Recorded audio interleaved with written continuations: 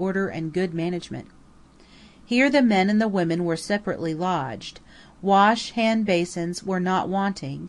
We fared well, and could not be cheated when we paid for our board, as the accounts were managed by the first mate. On the remaining steamers belonging to this company I found the arrangements equally good. Crossing the Sea of Marmora, we passed the Seven Towers, leaving the Prince's Islands behind us on the left. Early on the following day, May 18th, we reached the little town of Gallipoli, situate on an eminence near the Hellespont.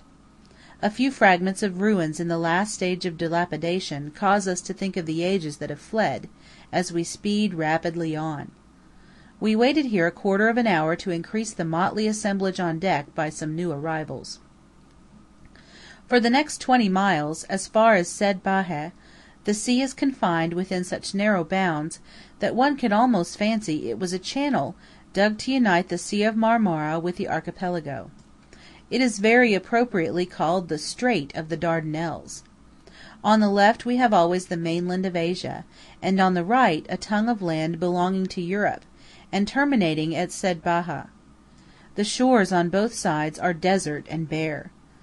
It is a great contrast to former times, a contrast which every educated traveller must feel as he travels hither from the Bosphorus. What stirring scenes were once enacted here! Of what deeds of daring, chronicled in history, were not these regions the scene? Every moment brought us nearer to the classic ground. Alas, that we were not permitted to land on any of the Greek islands, past which we flew so closely! I was obliged, perforce, to content myself with thinking of the past, of the history of ancient Greece, without viewing the sites where the great deeds had been done. The two castles of the Dardanelles, Chenacalisi and Kilid el Bahir, that on the Asiatic shore looking like a ruin, while its European neighbour wore the appearance of a fortress, let us steam past unchallenged. And how shall I describe the emotions I felt as we approached the plains of Troy? I was constantly on deck, lest I should lose any portion of the view, and scarcely dared to breathe when at length the long wished for plain came in sight. Here it is, then, that this famous city is supposed to have stood. Yonder mounds, perchance, cover the resting place of Achilles, Patroclus, Ajax, Hector, and many other heroes who have served their country as faithfully as these, though their names do not live in the page of history. How gladly would I have trodden the plain, there to muse on the legends which in my youth had already awakened in me such deep and awe-struck interest, and had first aroused the wish to visit these lands, a desire now partially fulfilled! But we flew by with relentless rapidity. The whole region is deserted and bare. It seems as if nature and mankind were mourning together for the days gone by. The inhabitants may indeed weep, for they will never again be what they once were. In the course of the day we passed several islands. In the foreground towered the peak of the Hydra. Shortly afterwards Samothrace rose from the waves, and we sailed close by the island of Tenedos. At first this island does not present a striking appearance, but after rounding a small promontory, we obtained a view of the fine fortress skirting the sea. It seems to have been built for the protection of the town beyond. After passing Tenedos we lost sight of the Greek islands for a short time. The mainland of Asia can always be distinguished on our left. But soon afterwards we reached the most beautiful of them all, Mytilene, which has justly been sung by many poets as the Island of the Fairies. For 7 hours we glided by its coast. It resembles a garden of olives, orange trees, pomegranates, etc. The view is bounded at the back by a double row of peaked mountains, and the town lies nearly in the midst. It is built in a circular form, round a hill, strengthened with fortifications. In front the town is girded by a strong wall, and in the rear extends a deep bay. A few masts peered forth and showed us where the bay ended. From this point we saw numerous villages prettily situated among the luxuriant shade of large trees. It must be a delightful thing to spend the springtime on this island.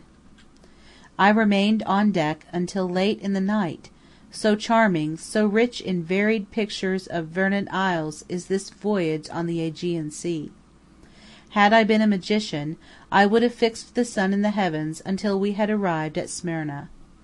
Unfortunately many a beauteous island which we next morning contemplated ruefully on the map was hidden from us by the shades of night. May 19th. Long before the sun was up, I had resumed my post on deck, to welcome Smyrna from afar. A double chain of mountains, rising higher and higher, warned us of our approach to the rich commercial city. At first we can only distinguish the ancient dilapidated castle on a rock, then the city itself, built at the foot of the rock, on the sea-shore; at the back the view is closed by the brother mountains. The harbour is very spacious, but has rather the appearance of a wharf, with room for the whole fleets to anchor. Many ships were lying here, and there was evidently plenty of business going on. The Franks town, which can be distinctly viewed from the steamer, extends along the harbour, and has a decidedly European air. Herr von Kramer had been previously apprised of my arrival, and was obliging enough to come on board to fetch me. We at once rowed to Halizar, the summer residence of many of the citizens, where I was introduced to my host's family. Halizar is distant about 5 English miles from Smyrna. The road thither is beautiful beyond description, so that one has no time to think about the distance. Immediately outside the town we pass a large open place near a river, where the camels rest, and where they are loaded and unloaded. I saw a whole herd of these animals. Their Arab or Bedouin drivers were reclining on mats, resting after their labours, while others were still fully employed about their camels. It was a truly Arabian picture, and moreover so new to me, that I involuntarily stopped my long-eared Bucephalus to contemplate it at my leisure. Not far from this resting place is the chief place of rendezvous and pastime of the citizens. It consists of a coffee booth and a few rows of trees, surrounded by numerous gardens, all rich in beautiful fruit trees. Charming beyond all the rest, the flower of the pomegranate tree shines with the deepest crimson among the green leaves.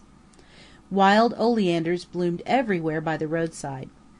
We wandered through beautiful shrubberies of cypress trees and olives, and never yet had I beheld so rich a luxuriance of vegetation. This valley, with its one side flanked by wild and rugged rocks, in remarkable contrast to the fruitful landscape around, has a peculiar effect when viewed from the hill across which we ride. I was also much amazed by the numerous little troops of from 6 to 10, or even 20 camels, which sometimes came towards us with their grave majestic pace, and were sometimes overtaken by our fleet donkeys. Surrounded on all sides by objects at once novel and interesting, it will not be wondered at that I found the time passing far too rapidly. End of Section 9.